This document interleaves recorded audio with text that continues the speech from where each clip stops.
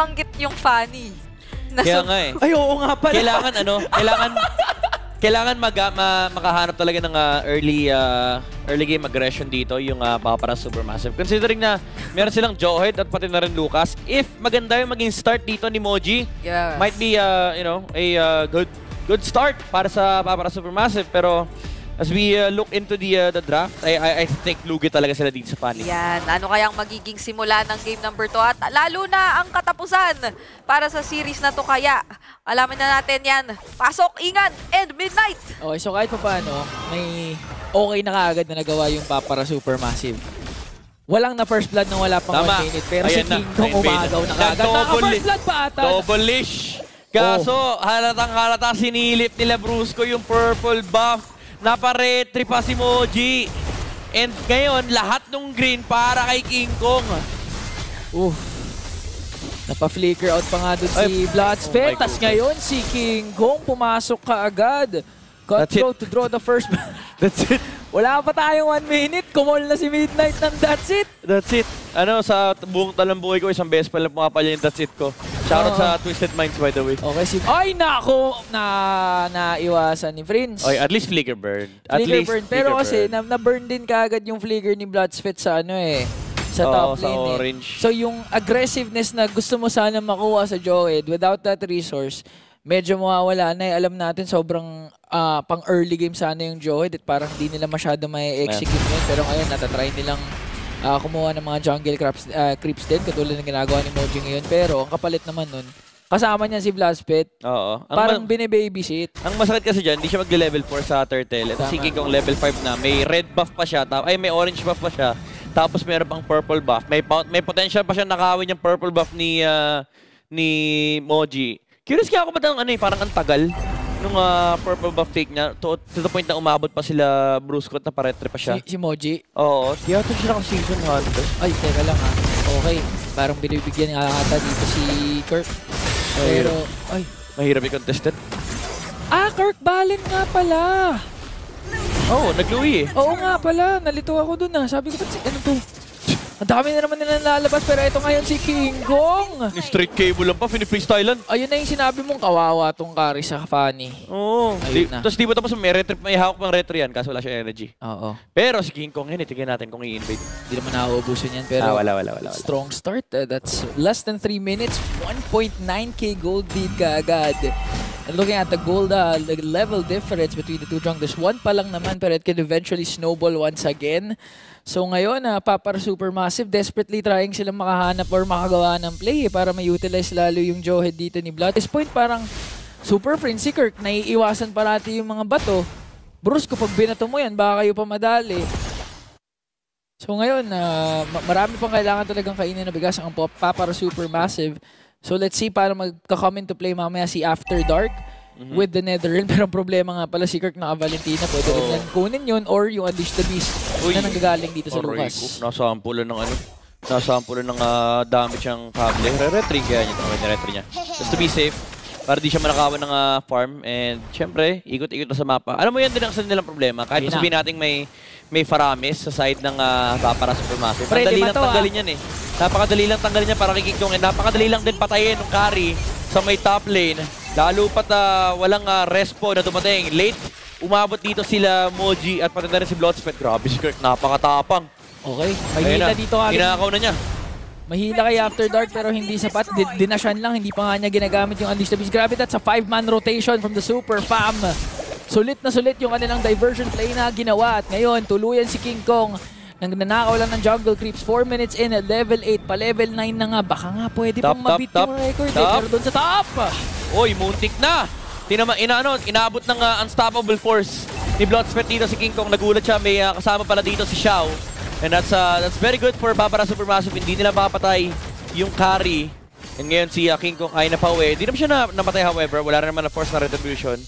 But still, it's the thought that counts. Oh, the thought that counts pa rin. So kahit papaano may nagagawa na ulit yung para Supermassive, which is na medyo nako-contain nila kahit papaano yung mga invades na ginagawa dito ni King Kong. Pero Kelra BMI out lang dahil may potential gap si Moji tsaka si Blospet doon sa top lane. Onyx Philippines again, controlling every single neutral objectives. Si Wasa sa silip lamang pero mukhang hindi na nga ata makakontest. Ang Papa Supermassive pero si Fritz nabato nga doon sa gitna. May kasama pang hila pero sapat na para makatumba si Monster Mage. Brusco na pa-react doon habang si King Kong papasok na nga. Ginamit na nga din yung Unleash the Beast. Pati yung Shockwave Blast at na-force out yung Netherrealm. Daming nawala dito sa side ng Papara Supermassive. Even though malaki yung nakuha nila, yung kill kit kay Super Friends. Xiao, mabubuhay ba? May flicker out. And si Bloodspit dito. Uy, grabe. Uy, grabe! The moves! The move sidestep. Kung kahapon yung iwas ni Kelra, ngayon yung iwas ni Kirk. Oo, alam mo, sobrang unnecessary ng ginawa niya pero ang lupit pa rin. Oy. Nag-first kill para sa konting CCM unity para di siya mahagis tapos nag-flicker out sabay recall. Tawag doon, gusto ko ng highlights. Oo. Sabi ni Kirk, parati na raw daw kasi si Kelra or si King Kong. Si Kirk naman daw ang gusto nila mag-shine. Pero ngayon si Bloodspet gumamit na nga ng bato. Pero walang tinamaan doon. At tutumba na nga din yung Joy. Dapat si Kirk nag-zone out ng members doon sa bandang likod. Wasa working on Brusco. Powerful to miss kumonekta pero hindi sapat. Blazing duet coming in from Kelra. At nabigyan nga nila dito si After Dark. King Kong? Napalalim dito yung Valentina pero yun nga si Moji inaabot pa nung tira ni Dexter. Nasa double kill para kay Kelra. And si King Kong tabang kuha lang ng mga buff ng mga resource, jungle resource dito ni Moji. Ninanakaw niya lang lahat. Level 10 by the way si King Kong. Medyo behind compared to the other levels pero may mga ifa-farm pa naman siyang jungle camps.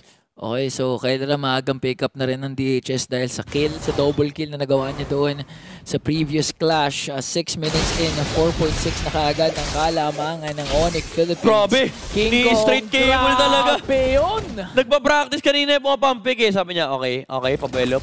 Oh! Kaso hindi tumama eh. Kasi hindi tumama. Feeling ko 2 hits lang yun eh kung tumama yung straight cable na yun. Tama. Kung cooldown na nga siguro yung Netherrealm, baka na-force out pa niya eh. Kaso hindi pa nag-cooldown yung Netherrealm. Wala, hindi siya makaka-react doon yung straight cable ulti. Oo, mabilisan eh, no? Parang pag naka-react ka, then timer na yung kagad makikita mo. Pero ngayon, tinatry nila bigyan si Kirk, try to get control again doon sa mid lane. Habang si Kelra tumutulak lang kasamang si Super Friends. Hindi aabot si King Kong. Hindi nga abot. Malabo. Unless So, maka-main alam mo siya. sa totoo lang, parang ang disappointed natin. Pero kasi sa totoo lang, tumaas yung standard natin kay Oo King. nga eh, na pwede pa lang ganun yung MLBB. Pwede pa lang 838 yung level 15 ng isang jungler. Ganito pala ang totoong jungler. Tama. Akala ko, magaling na ako, makuha ko lang yung mga turtle. Hindi pa pala. Hindi pala pwedeng pogi ka lang sa retribution at pogi ka sa levels, sa rotation, sa pattern. Lahat, eh, no? Tsaka si King Kong kasi talaga pogi in real life eh. Oo eh. No.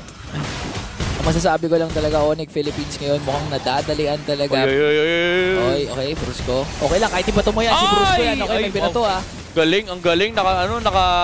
Nakapatong si After Dark sa pader so hindi siya naabot ni King Kong. Pero si Brusco kamuntian, napilitan siya mag-AOG. Pero makakuha pa rin naman nila yung pagong.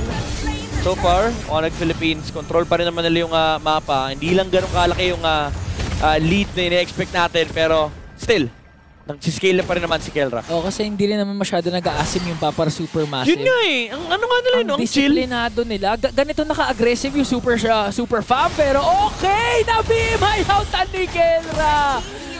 Yun nga, kasabi lang natin, walang mistake. Kinaata yung potential magandang mistake. Pero si Kelra pumasok with the blazing duet. Hinahabol si Xiao at pinasabog ni Kirk.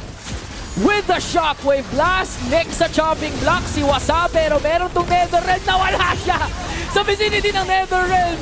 Moji pumasok din naman with the Unleash the Beast. Pero parang hulang ang kanilang damage at binibigyan ni Kelra. Super Fam! Onyx Philippines with a dominant clash. Pre, sa dinami-dami nung nangyari, si King Kong walang pake. And nandun siya sa may top lane, solo rank warrior naman siya ngayon. Kala, parang siya si Kirk kaya hindi pa siya tapos. Babalikan pa niya yung carry from his style pa. Anong nangyari, King Kong? Anong nangyari? Sumobra. Sa Eric Perez. Ang laking shutdown gold nun ha. Para kay Xiao sa carry pa napunta. So kinakailangan pa rin mag-ingat ng Onyx. Pero look at the damage coming in from Friends. At pumasok pa si Brusco. Kaya sinabayan pa ng Blazing Duet. Dealing damage onto Moji. At si Kirk pumasok with his own Unleashed Piece. Shockwave Blast para mapalayo doon. Etong si Wasa. Meron silang minion zone sa pataas. So parang makakuha nga nila yung inhibitor turret. Napakasakit na at napakabilis na ni Kelra with the Claw. Tignan natin kung ano pwede maging sagot ng Papara Supermassive. Grabe, napakahapdi na nga ni Kelra yung damage ni Dexter, yung Trinity kanina patapos. Ngayon may additional damage siya rin. And napakaganda rin nung duality, yung higop mula kay Louie, tapos nagpatong pa with the AOG. And para Supermassive, even though sobrang disiplinado nila ngayon, sobrang chill nung kanilang laruan, na parang hindi, bawal silang lapitan dito ng Onyx Philippines. Iba yung kapag puwersa na ng Onyx dito yung kanilang aggression. Sa sobrang persado ng aggression nila, si King Kong kanina free-stylan niya yung dalawang members ng para sa top lane. Kaso, Daling-dali mo, King Kong eh. Daling-dali mo talaga dun eh. Pero okay lang, again. 9.3k pa rin, first death ni King Kong. Level 15 na siya kaagad. And Lord already nag-spawn na gonna be a clean Lord take once again for the Super Fam. Hindi makasilip kahit papano, hindi diversion, kinasa na nga doon. Ako, naamoy ng Papara Supermassive. So buti na lang natakasan nila, pero may inaiwang isa. After Dark, nabigyan ng Super Fam. Ang hapdi. Dinaanan lang ni King Kong, kalahati ng HP ng Paramis yung nawala. Kakaiba ang pinapakita dito ng Onyx Philippines. Ayan na naman sila sa kanilang 1k gold lead per minute. Kumikidlat na dito. Kahit walang ulan, ganun kalakas yung Onyx Philippines. King Kong, freestyle na naman. Ginamitan ng Power of Wilderness doon, kaya medyo nasaktan under the turret ng Papara Supermassive as they take the inhibitor sa gitna. Naku, napakasakit na ni Keller. Si After Dark hindi talaga makalapit ngayon. May minions silang nag-spawn, so kahit paano, baka madepensahan parang Papara Supermassive habang si King Kong kumukuha ng purple buff. Pero pag go time na, pag Onyx time na, expect mo pwede silang pumasok. Jump in, coming in from Brusco, na-force out kaagad. Tower lock. Yung Nether Realm. Tower lock. Okay, pero parang that's it na nga ata. Ito na nga si King Kong. Ang dami niyang ginagawa, ang dami niyang binabatay. Keller pumasok with the Blazing Duet. Dalawang kagalang nawala. And Onyx Philippines, 11-39 with a dominant win.